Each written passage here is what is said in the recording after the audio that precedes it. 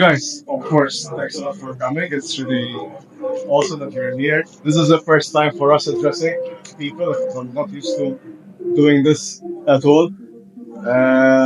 So I'm Robert Kushkiri from Animal Liberation Malta. I'm Chris because if I try to say my last name, you won't get it. I'm from Greece. Okay, so Polychronakis, it's my last name. So Chris from Animal Liberation Malta. We are activists who are based here in Malta. We do regular actions for the animals, Cubes of Truth.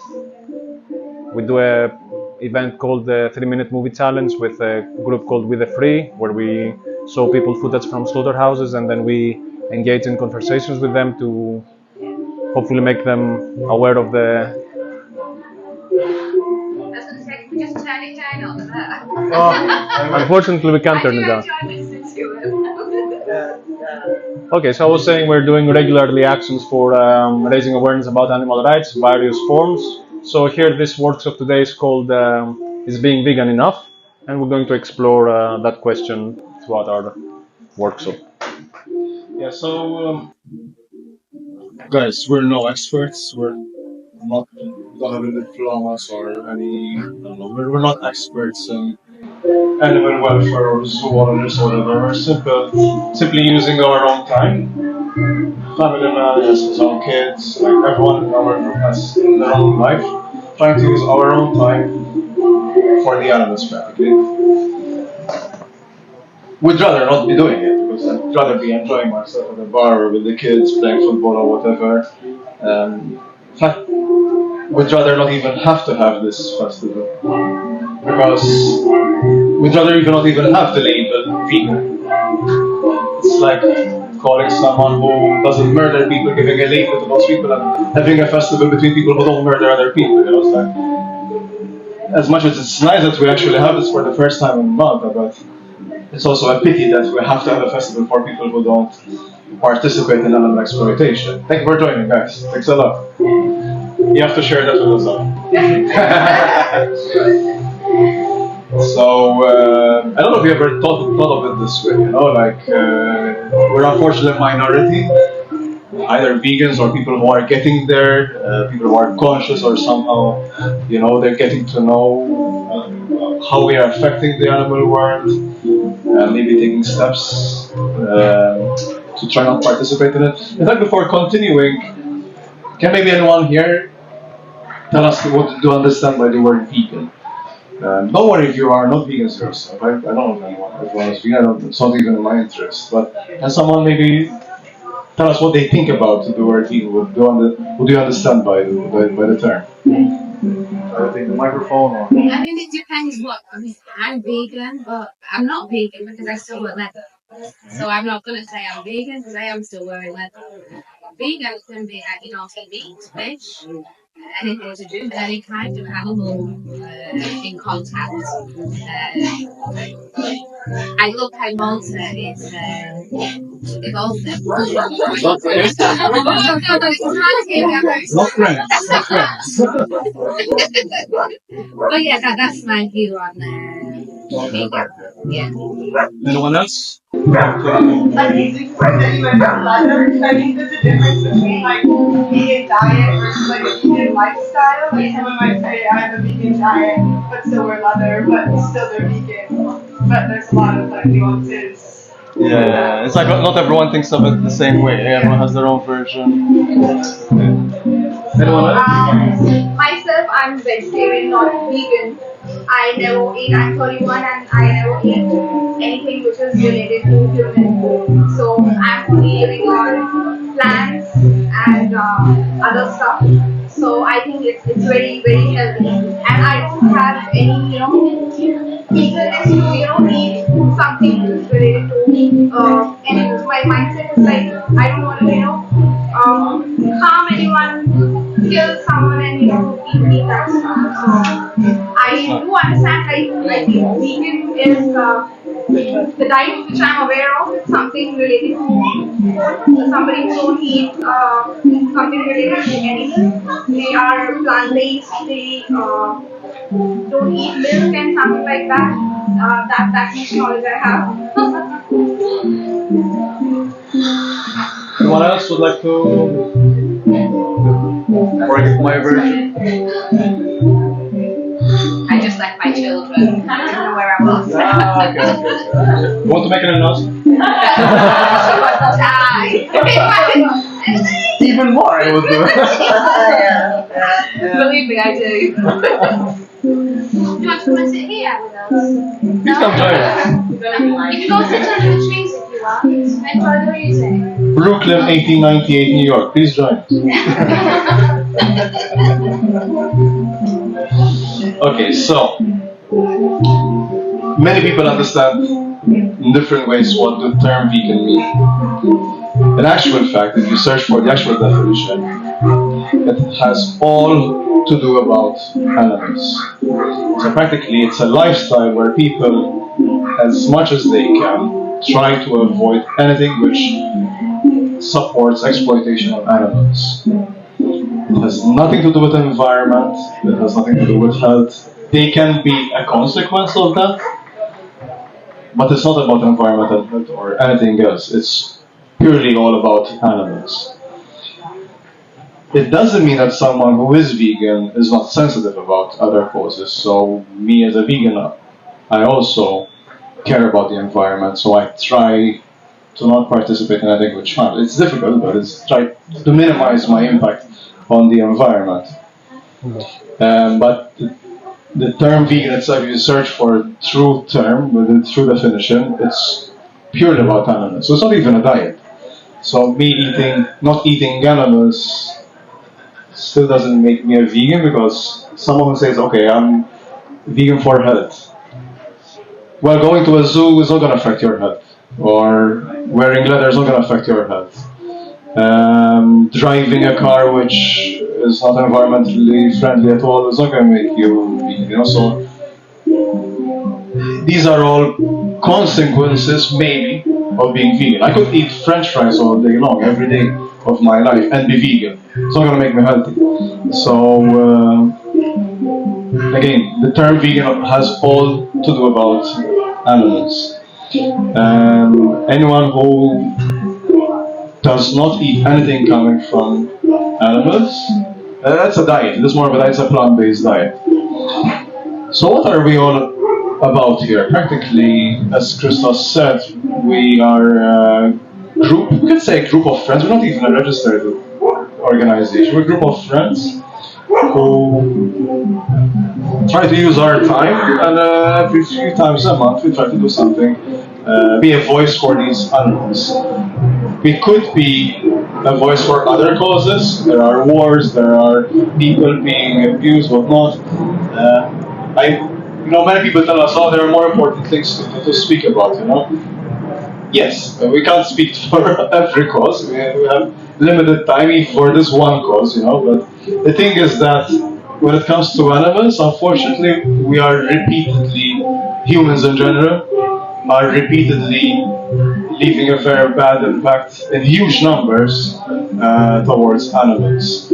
And most humans are actively participating in it. Like if it's a war, I hope no one here is participating in any war that is happening. But when it comes to animals, most humans are actually participating in it. And that's why we sort of feel more the connection to sort of be a voice for these animals.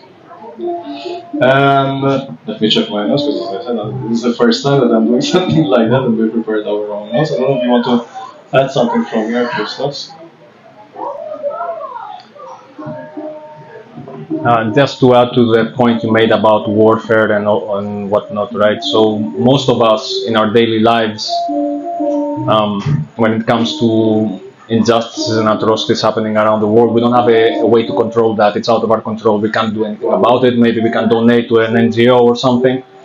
But when it comes to animal exploitation and consuming animal products, we have control. You have direct control of your choices as an individual to not support those industries that exploit animals by not buying foods that come from animals, but by not supporting zoos, aquariums, by avoiding clothes that come from animals, all of that. So that you have control. And animal rights groups focus mainly on food because that's the largest industry that abuses animals worldwide, right? So that's why we focus on showing slaughterhouse footages and making people connect with veganism through their diet, because that's the first step somebody needs to take in order to become vegan.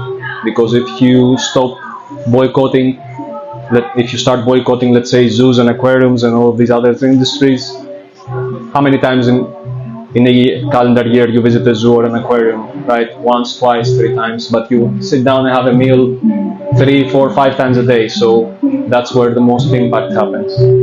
So that's why I wanted to add to that.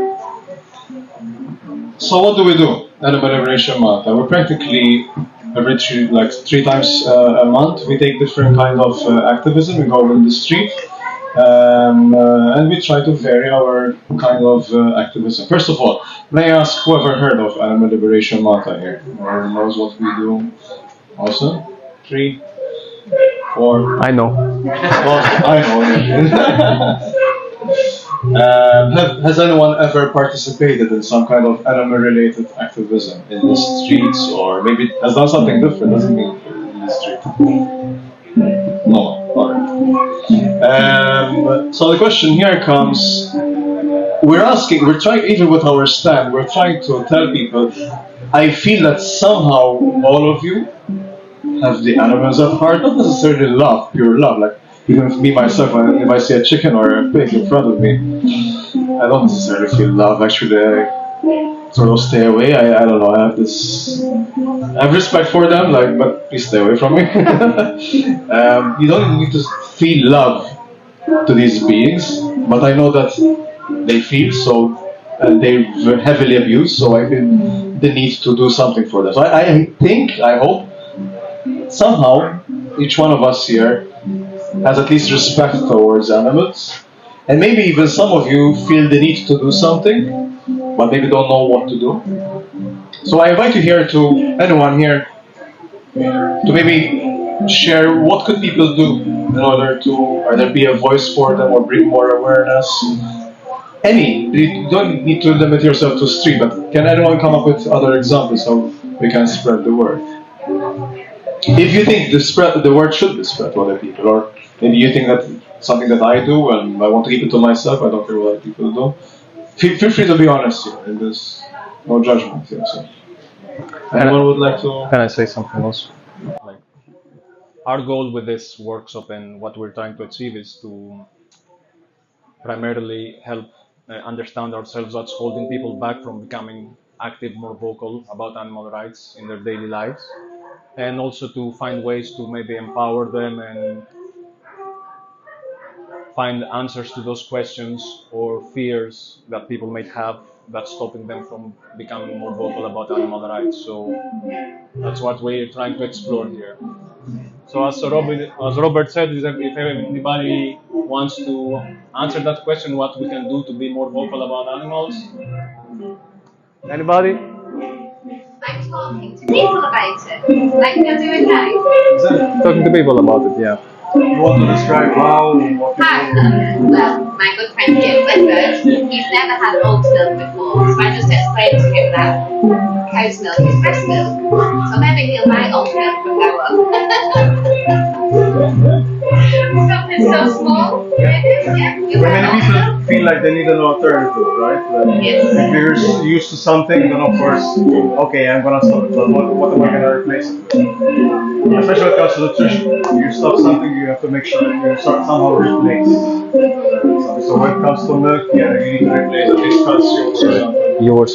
So yeah, you're speaking to people. You're spreading the word by speaking to people that you know and that don't And know even about. education, by school, they send the children to the better milk farm, which I didn't agree with at all because the way the cows are kept in the sheds in Malta, I didn't like it. But as long as schools and education is still promoting it, can you go against it? I think education is one of the best ways we can spread the word. And we have, like, for example, I don't know if you ever heard of Sunshine Sanctuary, which is in Marsa Scala. Leila and Ryan. Leila has herself spoken to kids, like invited them over to the sanctuary, or at the time of COVID, they did online speeches to kids. And start from the kids, let them know It was not a matter of brainwashing them, but letting them know about reality, what really happens there, because we're hiding the reality from the kids. So I think education is a great way. If anyone feels that they they can somehow get involved in school speeches, maybe I should also. Like, I have kids, and maybe I should be trying to get I don't know, a session at school and have some kids in front of me and just tell them the truth, the truth after all. You know, it's funny that you mentioned brainwashing because I think it's like the other way around. I think as we grow up, we get brainwashed into like whatever our cultural setting is. Because obviously, most kids wouldn't want to harm an animal by nature, you know, and they don't make that association of, oh, let me eat this lovely little cow or whatever. Yes, yes. So, yeah, I mean, yeah, if you think about it, I think kids are the sort of way to go to make the biggest impact, if you ask me. Like, I never thought about it. Yeah, exactly. But yeah. Actually, rather than in normal life, where children are actually, we're hiding the truth from them. Yeah. So exposing the truth, it might affect them. It's horrible what we do to the animals. So exposing it to them, people might think twice before doing that. But If I think about myself and my journey within veganism, I feel like I was because I'm one of those people that I will see a chicken and I will eat love them. And so I always love that very much. So for me to be aware of that, I have to see what do you need because I'm using everything and anything. So when you finally sort of make that switch, you kind of think, well, I felt like I was a little bit, you know, like brainwashed. I mean, it's not something I would have done unless everyone else was sort of doing it and I had grown up in that sort of environment.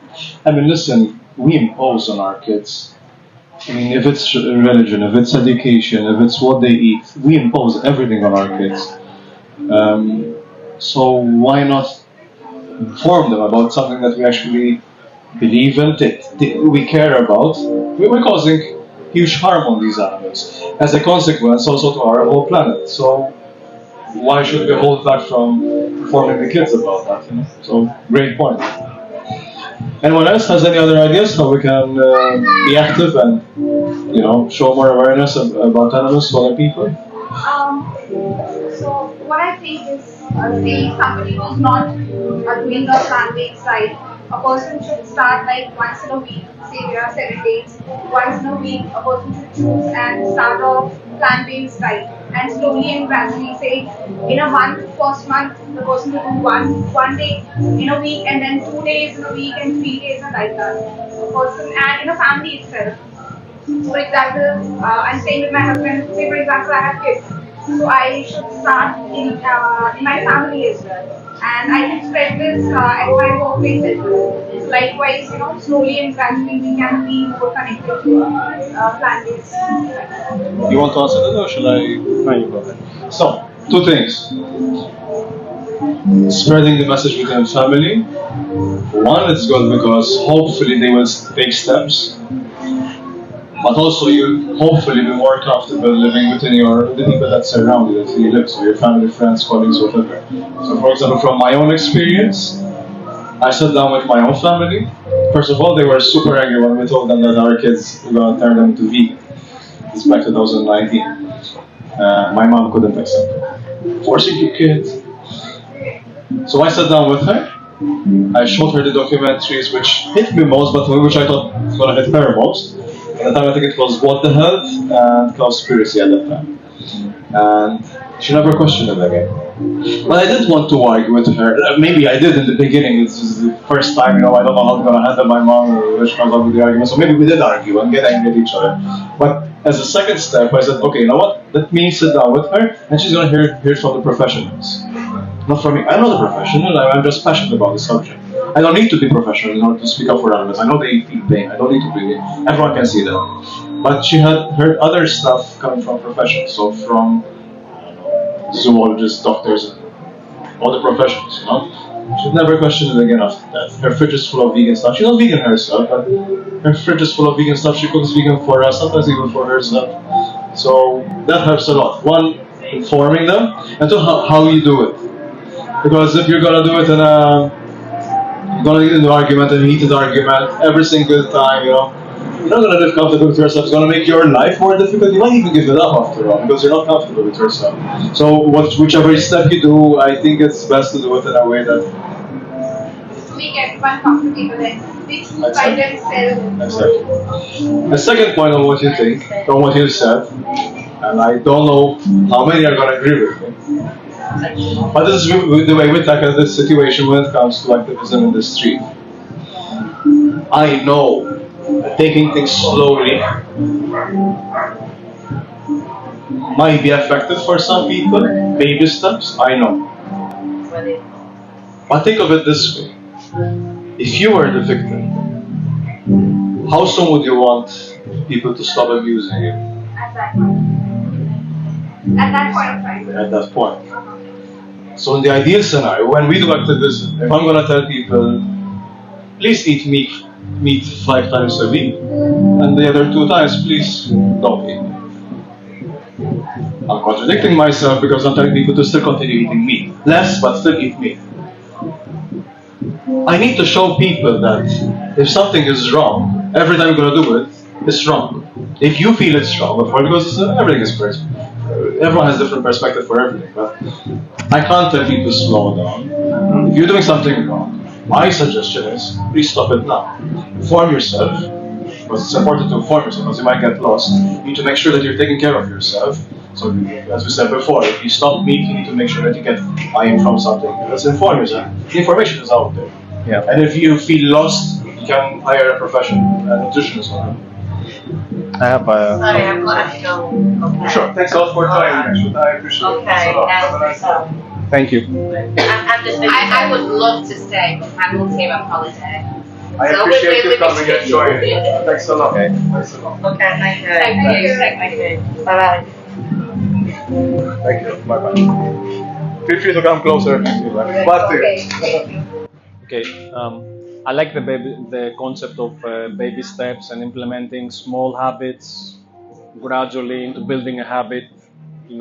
Whatever it is you want to achieve, whether it's with diet, eating healthier, exercising, whatever. I think there are some concepts like gradual change is more sustainable in the long term than trying to go like that. But when it comes to this specific topic, right, and what Robert said, we consider it a matter of injustice, right? So you wouldn't advocate for people to stop participating in an injustice once a week. You'd like them to stop doing it. Now, another essential switch in people's minds that I think when they do it, it will be easier for them to go vegan like that, is that people need to stop viewing animals as resources, as something that is there for me to take advantage of, exploit, use for my own purposes, and then abandon. So once you make that switch in your mind that animal is not there for me, but she's there with me in this planet, it's easier to make that transition and go there. So, I understand people have their biases and they will come up with many excuses to defend what they're doing, and you have to break through and find that crack in their brain where you can, impact them and influence them. But when it comes to this topic, I think what we need to tell them is that this is an urgent thing, and animals are not here for us; they're here with us. Anyone has any views about this point? I know it's quite controversial, and most people actually don't think of it this way. If you feel like sharing something, of course, feel free. We're gonna attack your back, brother.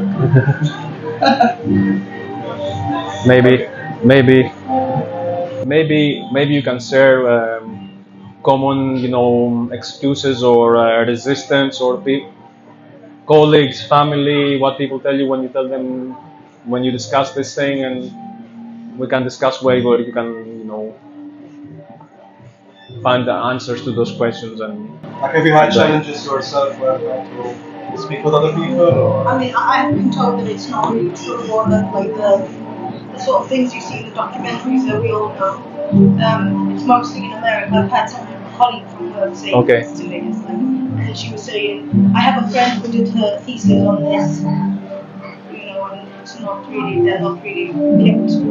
I mean, I know they're still sort of like ultimately killing the animal, but they're saying even the fact that, they're not being mistreated in the way that they're being kept, which obviously I know. Okay, so that's one can do But that. I mean, I don't believe that, honestly. Okay, so there are two ways to tackle that. First of all, it's not true, but you can't prove it. Okay. Unfortunately, there aren't many documentaries that expose the industries here in Europe and locally, right? Where you can show footage from local farms. But another way you can tackle it is that even in the best case scenario, let's say the animal is treated well, has a fabulous life, whatever, they're still taken to the slaughterhouse and killed at a fraction of their lifespan, right? So in some way you could argue that's a betrayal towards the animal, and it's even worse. So would you do that to your companion animal who you've been keeping at your house and you consider a friend? Why would you do it to any other animal? You're still viewing it as a resource, something that's still there for me to exploit and take something out of that animal. I don't know if you wanna. Many times people like to use the word humane. And this also comes to what you were saying. They treated nicely, many times they treated humanely or killed humanely. And the answer for me is would you want to be in their place? And many times it's not. And that sort of breaks the argument there, because if you don't want to be in their place, well, then it's not nice to be treated that way. It's not nice to be killed at a fraction of your life, no matter how you are treated around that life. If we don't need to do it, because we don't need to eat animals, then why do it in the first place? So yeah, okay, good, great point also. And the other thing that I think this is the one that bothers me the most is when people say to you, don't try to impose your values on.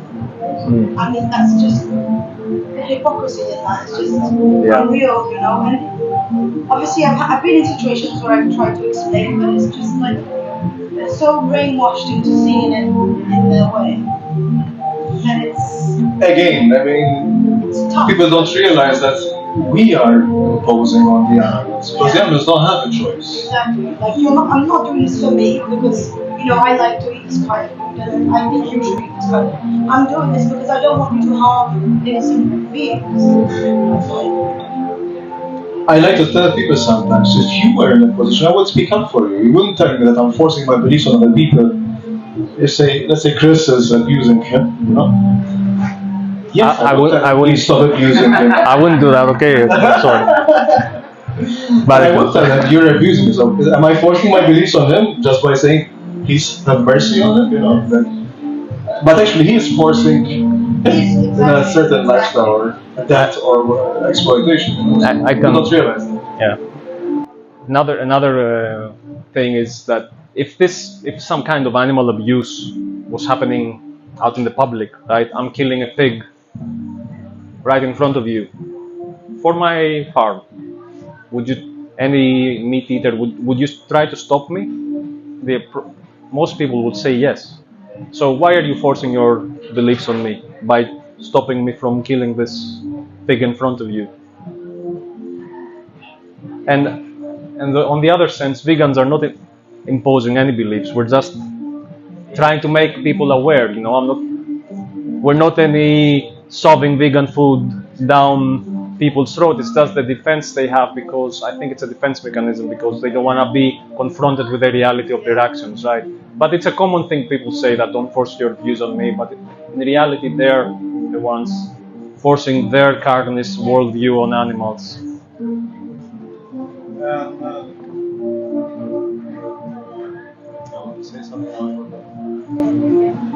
Anyone else has some more suggestions, like either So we rescue and foster dogs and cats in Malta, and to be very realistic in Malta, the level of abuse is incredible. There's a lot of cruelty, unfortunately.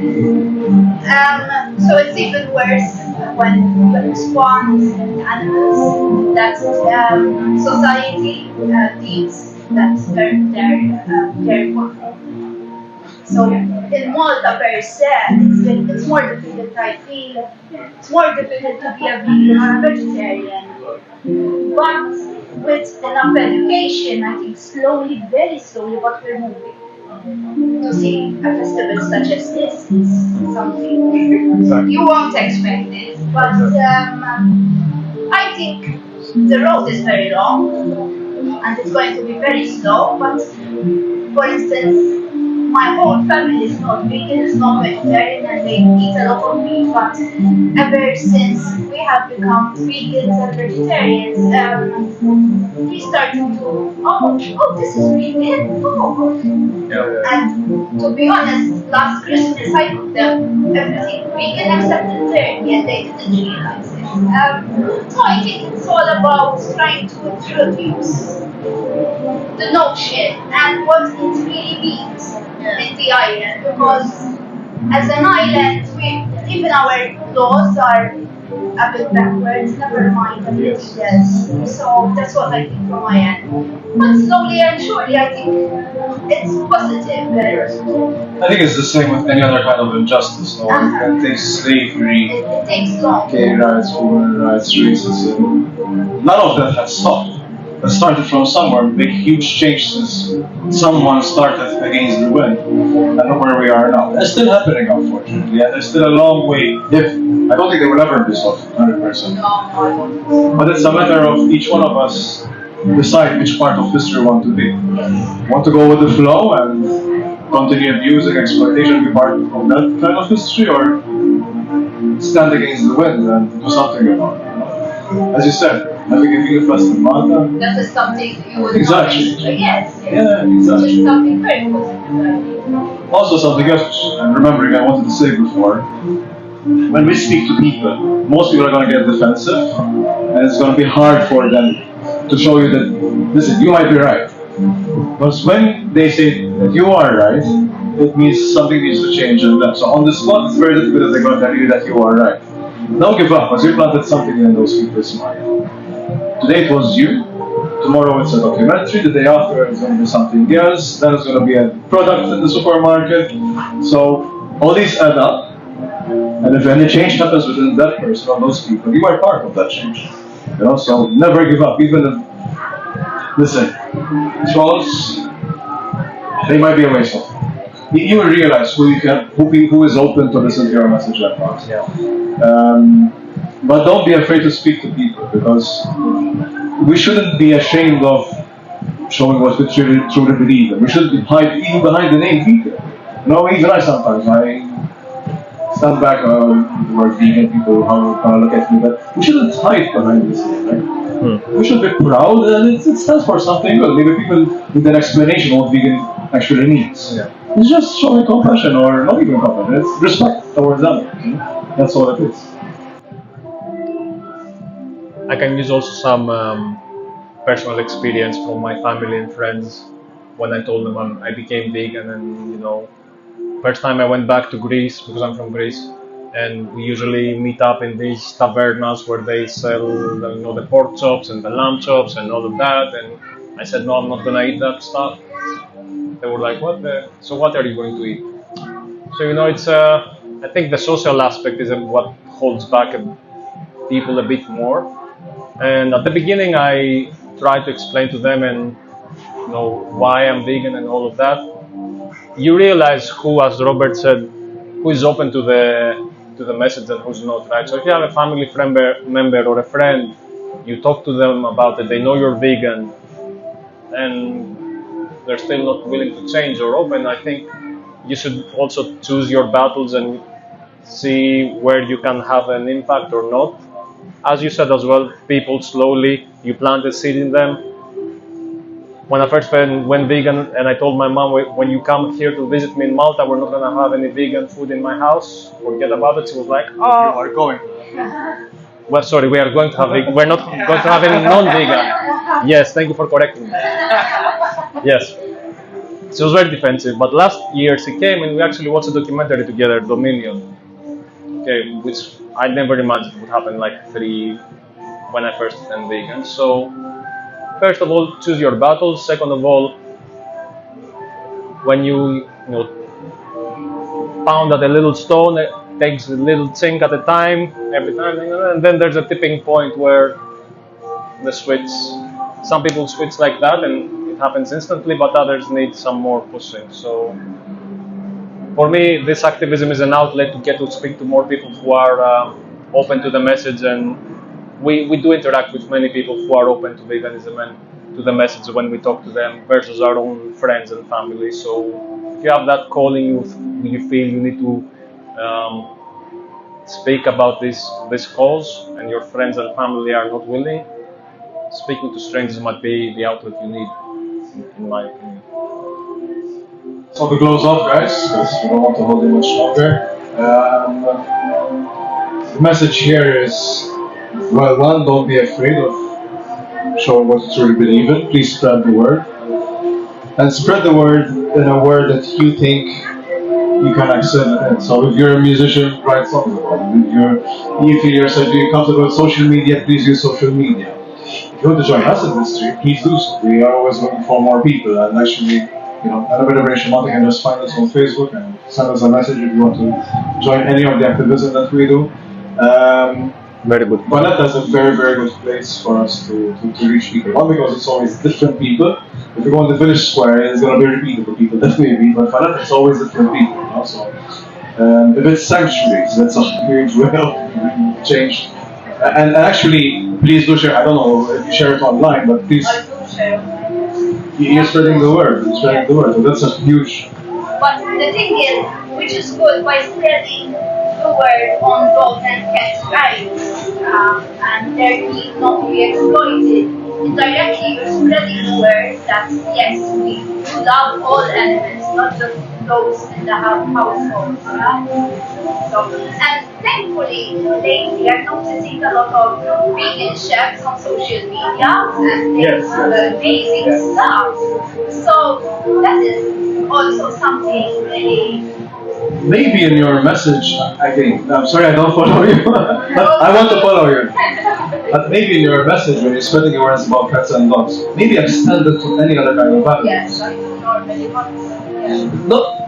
Again, it's just my suggestion, but don't be afraid of what people are gonna say because first the I'm people. not. It's Okay. just people have to accept it whether they like it or they don't. Exactly. And this brings me to the last thing. People might see activists as extremists. And many people tell us what you're doing is extreme. We bring them into awareness, which is the extreme. That's what we're doing to the animal. But also there's another thing. If that person who's telling me what you're doing in the street is extreme, many times I tell them, if I go down on my knees and ask you to please go vegan, would you go vegan? I'm doing it in the nicest way, I'm not being extreme. Would you go vegan? And the answer is no. Whichever way you're going to do it, it depends if that person is open or not. I don't know if you ever heard of Tash Peterson. She's a notorious activist in Australia.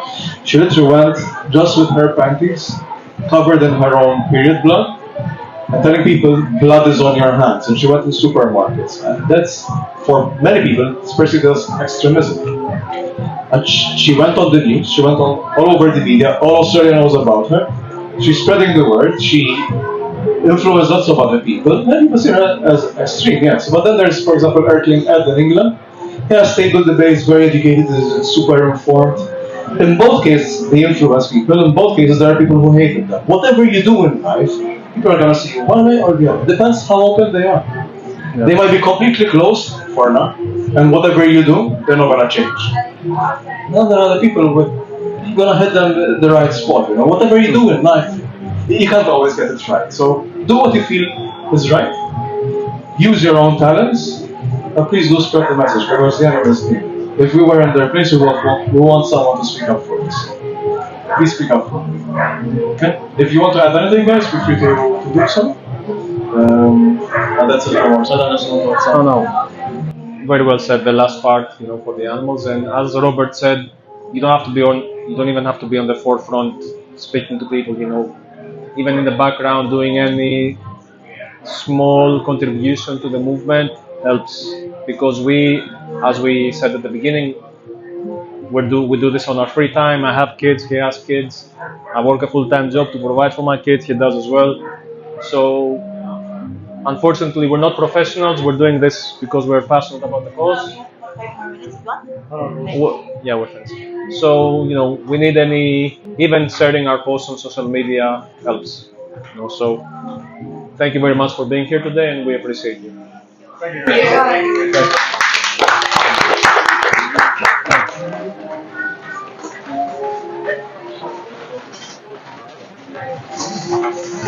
How was it good? Yeah, very well. Much better. First we have no one, and then I have a people showed up. Thank you for.